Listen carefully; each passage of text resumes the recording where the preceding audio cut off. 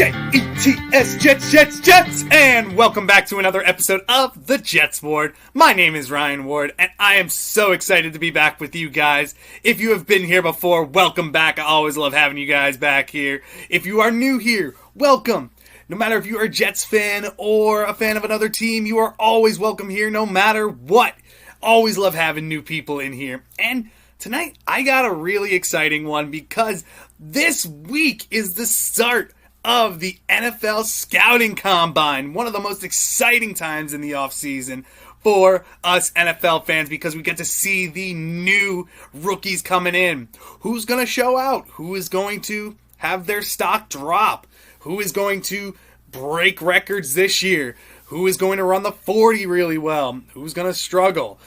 We all get to see that and some of our other favorite players this week at the Scouting Combine. And what I wanted to talk to you guys about are players that I think we need to keep a watch of, because whether they're positive or whether negative, because there's a lot of players that need to perform to make their stock rise and who have struggled before that need to rebound really, really quickly.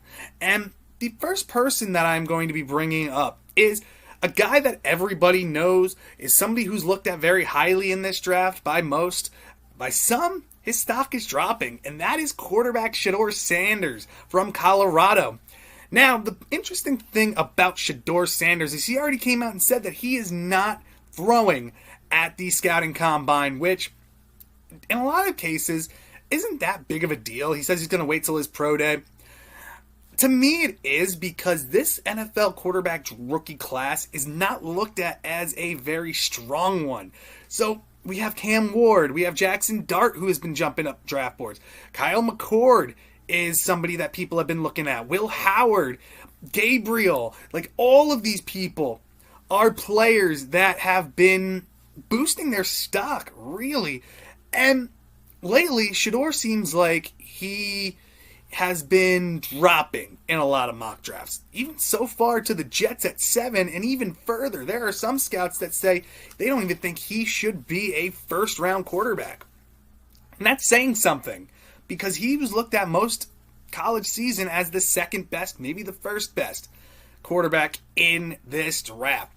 And the reason I think it's a big deal and to keep an eye on Shedeur Sanders this weekend is because the only reason he is there is to basically meet with teams, meet with coaches, meet with GMs, and interview with these teams, which are really, really important, because he needs to show that he can come in and be a leader, be somebody who can lead a team. In most cases, too, as a quarterback looked at this highly, be a savior of an organization. And as Jets fans, we know that we've been burned by players like that before, most recently Zach Wilson. So Shedeur, he's not throwing, which I think is going to bug a lot of scouts and a lot of teams, but him being there to interview and to go through his mental makeup is something that I think to keep an eye on, to see how people react to him.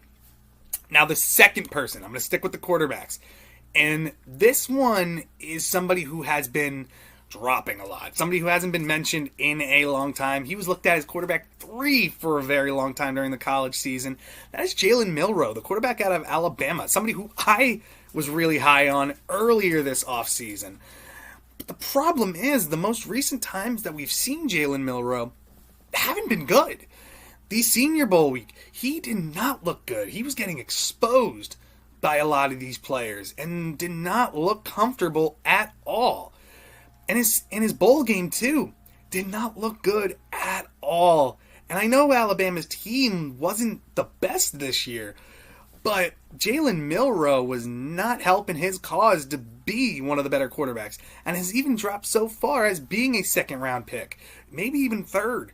Kyle McCord and Will Howard have been jumping up draft boards, and Jalen Milroe has been tanking. And the reason I think we should keep an eye on him is he's an athletic freak. I have no question that he is going to perform really, really well and test out very, very well in a lot of this stuff. The problem I see for him, though, when it comes to throwing, can he be accurate? His arm is very strong, but can he throw the ball deep down the field accurately? That is what we are going to be looking at with Jalen Milroe, my apologies. If he can do what he needs to do and show that he has some accuracy and poise and that his footwork is good in the combine, he might be going back up, shooting back up draft boards, because he is somebody with a really, really high ceiling and somebody who can be a really good dual threat quarterback in this league. But the latest tape on him hasn't been good. And he is somebody who needs to fix that and fix it quick, or he is going to start dropping down boards even more as other quarterbacks come in and start boosting their stock. The third person that I want to bring up, moving to the defensive side, and this is somebody who is looked at in a really, really positive light, and that is linebacker Jack Kiser. He is the linebacker from Notre Dame, and he played Mike backer, he could play outside backer. He's somebody, not the most athletic guy, so I don't know if he's going to test out awesome during the scouting combine, but he is a leader, man. He was the captain this past year, and he was somebody who was in every single play for Notre Dame. If you watched any of the Fighting Irish's games, he was everywhere on the field. And somebody who is looked at very, very positively by their team. And somebody who they're desperately going to miss. The problem with Kiser is he is undersized. He is not the biggest guy, he's not the strongest guy. Like I said, he's not the most athletic. But his instincts are really, really good. And he could be everywhere. He reminds me a lot of a London Fletcher, somebody who wasn't the most athletic, didn't have the big size as a linebacker, but somebody who was everywhere on every single play, and somebody who I think can come in and be like that London Fletcher type. Jack Kiser, he can be a game changer, and somebody who can be a great locker room presence as well, has that captain experience, and somebody who I think can be very, very good for any team. He's projected to go in the later rounds, maybe like a day 3 pick, maybe if he's lucky at round 3. I think depending on how he tests out in interviews at the combine will really show where he can fall. And if he is a later round pick, I'm really hoping the Jets can get him, because he is somebody who fits a need for the Jets. We're going to be missing a lot of linebackers. Jamien Sherwood's most likely going to be gone. CJ Mosley might get cut. Quincy Williams needs somebody back there with him. And Kiser could be somebody who fits that bill. Now, going on to my next guy. This guy is somebody who I feel like has been underappreciated. I don't think he's been getting as much spotlight as a lot of these defensive backs, and that's Trey Amos. This guy is the cornerback from Ole Miss. He is a bigger cornerback, somebody like a Sauce Gardner size. Has a little bit more muscle on him than Sauce did coming out, but he's somebody who is a man-to-man type of player. He will stick to you. He can cover his own, hold his own back there. Solid, decent in zone, not his strong suit. Man-to-man is where he thrives. He's a good tackler. He's not afraid to lay a hit down if he needs to. He's somebody who can come in, round 2 pick, and be really, really solid and a day 1 starter for any team looking for cornerback help, and like the Jets need, because we're going to be losing DJ Reed. We might lose Eccles as well. And then we're left with Quantez Stiggers, who I think will be a fantastic cornerback, but he still needs time to learn. I don't think he's ready just yet to take on a cornerback number 2 role.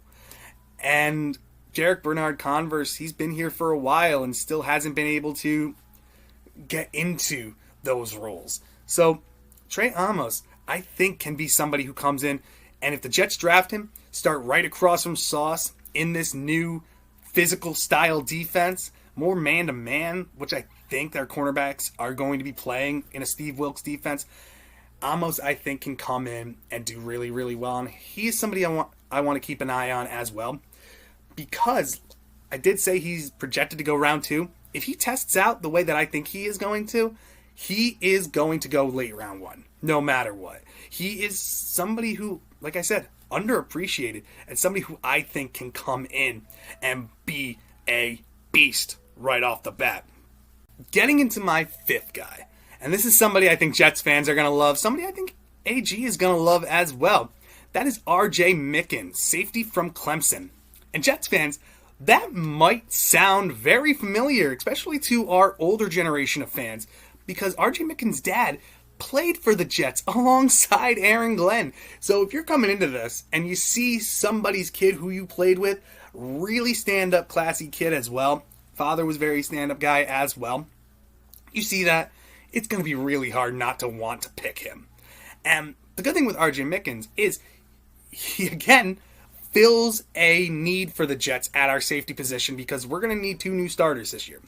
R.J. Mickens, smaller guy, but can play zone, can play man if needed, and somebody who's really, really quick, does not miss a lot of tackles, and is like another player who's everywhere on the field. And this is a kid I think can come in and start day one. Maybe needs some time to work, but Clemson normally builds a strong defensive background, and their cornerbacks and safeties are normally pretty good coming out. And so I'm not really worried about R.J. Mickens very much. Projected to go in the later rounds, maybe a day 3 pick. I think round 4 or 5 would be where we see him. And if we're able to snag him in late 4th, early 5th, I'd be really happy. And I think he's somebody who can come in and start right away and be so good for this Jets team. And fills a need. So he's somebody that I really want to watch this week as well. And getting into my last guy. Focused on safety again. We had R.J. Mickens, who's more of an athletic, quick, shifty guy, smaller, better in coverage. And we're going to a big, physical safety at this part, and that's Nick Amanwari. And this kid is the safety from South Carolina Gamecocks.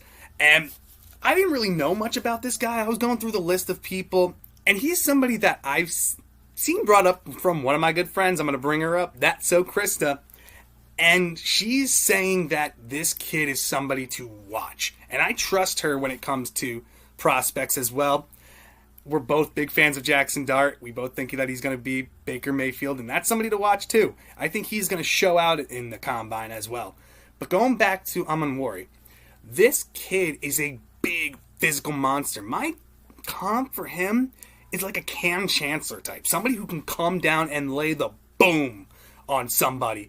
Can cover pretty well as well. Can be a box safety, can cover. He's somebody who's a menacing presence in the backfield. And if the Jets are able to draft Mickens and this guy, that'll be a solid young core of defensive backs, especially if the Jets go for like a Trey Amos, or if they go into free agency and get like a CJ Henderson, who I think still has a lot of upside, or Jeff Okudah, who's still trying to figure himself out, or somebody along the lines of that, and be a younger team in the defensive backfield. I think that could be really solid for the Jets in the long term. And this Amanwari is somebody who I think could come in, be a captain, change that locker room, be a physical presence, and be somebody who the Jets can rely on for a long, long time. And this kid's an athletic freak, like I said. He is going to show out at the combine, and I'm really excited to see how high his draft stock goes up. I'm looking at like a round 3 type player, but he is somebody who I think is going to shoot up draft boards after the combine, who can even go late first, mid second, early second, depending on how he does at the combine and how he interviews with teams as well. But those are my players that I'm so excited to watch and in Combine Week. And if I missed anybody that you think we should keep an eye on, please comment down below. Let me know. If you like my takes, like my ideas, let me know as well. I'm always happy to hear from you guys. If you think there's people I missed, please let me know. I really want to hear from you guys. If you have any suggestions on videos coming out, I did a round 1 players that I would be happy with taking at pick 7 or trade back in the first round. I'm planning on doing another video focused on players that I think I'd be really happy with taking in the 2nd and the 3rd round. So be ready for that one. And another shout out too, I'm planning on going live for night 1 of the draft, maybe the rest of the draft as well, but night 1 is a definite. So if you are excited, if you love the channel and you want to come hang out with me on night 1 of the draft, I will be live. So please join me. I'll be happy to hear from all of you guys. And again, if you liked this video, please like and subscribe. I always love having more people join my community. You are always welcome here. And again, thank you so much for joining me in the Jets Ward. Have a wonderful rest of your night.